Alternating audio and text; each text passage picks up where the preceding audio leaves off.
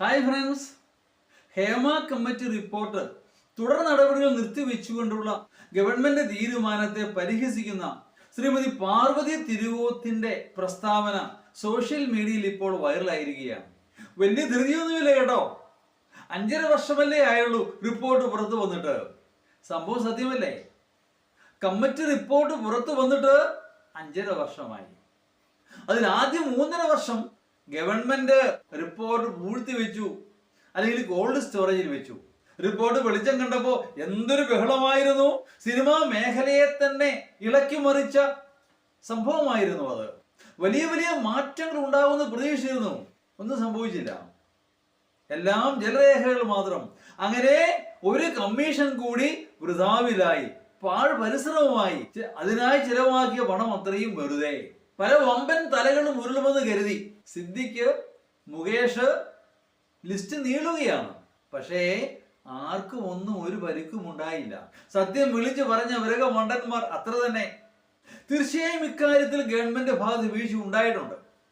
കാരണം തെളിവുകൾ നൽകിയ, സാക്ഷിമൊഴി നൽകിയ, സത്യം വിളിച്ചു പറഞ്ഞ പലരും പറഞ്ഞ പല കാര്യങ്ങളും ക്രിമിനൽ ഒഫൻസാണ്. എവിടെ ഏതൊരു ക്രിമിനൽ ഒഫൻസ് നടന്നിട്ടുണ്ടെങ്കിലും അവിടെ വാദിഭാഗം അല്ലെങ്കിൽ പ്രോസിക്യൂഷൻ എന്ന് പറയുന്നത് ഗവൺമെന്റ് ആണ്. നടപടി സ്വീകരിക്കാൻ ആരുടെയും അനുവാദം ആവശ്യമില്ല. എല്ലാ ക്രിമിനൽ കുറ്റങ്ങളിലും വാദിഭാഗം അല്ലെങ്കിൽ പ്രോസിക്യൂഷൻ എന്ന് പറയുന്നത് ഗവൺമെന്റ് ആണ്. അങ്ങനെ നോക്കുമ്പോൾ ഈ പല കേസിലും ഗവൺമെന്റ് നടപടി എടുക്കാമായിരുന്നു. എടുത്തിട്ടില്ല. ഒരു നടപടിയും എടുത്തിട്ടില്ല. ശരിയാണ്, സാക്ഷി പറഞ്ഞവർ, സത്യം പുറത്ത് പറഞ്ഞവർ, അവർക്ക് കേസ് തുടർന്ന് നടത്താൻ താല്പര്യമില്ല. കാരണം അവർക്ക് അതുകൊണ്ട് ദോഷമേ ഉള്ളൂ. കാരണം അവരുടെ ഭാവിയെ അത് ബാധിക്കുന്നു.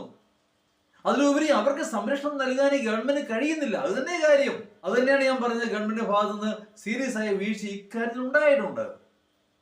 അവർക്ക് സംരക്ഷണം നൽകുകയും അതോടൊപ്പം കേസ് മുമ്പോട്ട് കൊണ്ടുപോവുകയും ചെയ്യേണ്ടതായിരുന്നു. എന്തിന് കമ്മിറ്റി റിപ്പോർട്ടിനെ പറ്റി പറയണം? ഇതിന് എത്ര മുമ്പ് തുടങ്ങിയതാണ് നടിയെ ആക്രമിച്ച കേസ്. എവിടെയെങ്കിലും എത്തിയോ?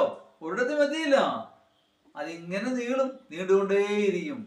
എന്ന് പറഞ്ഞാൽ justice delayed is justice denied. വൈകിപ്പിക്കപ്പെടുന്ന നീതി നിഷേധിക്കുന്നതിന് തുല്യമാണ് എന്നർത്ഥം. ഇരയ്ക്ക് നീതി ലഭിക്കുന്നില്ല പല കേസുകളിലും. അതിതാ ഇവിടെ വീണ്ടും ആവർത്തിക്കുന്നു, ചരിത്രം ആവർത്തിക്കുന്നു. കൊമ്പന്മാർക്കെതിരെ ഒന്നും നടക്കാൻ പോകുന്നില്ല. പരന്തു പറക്കുക എന്നൊക്കെ പറയുന്ന പോലെ അത്ര തന്നെ. ഏതാണെങ്കിലും ചർച്ച വീണ്ടും കൊടുക്കുകയാണ്. ധൃതി പിടിക്കേണ്ട. 5.5 വർഷമല്ലേ ആയുള്ളൂ റിപ്പോർട്ട് പുറത്തു വന്നിട്ട്. പറയുന്നത് ഞാനല്ല, ശ്രീമതി പാർവതി തിരുവോത്ത്. Thank U.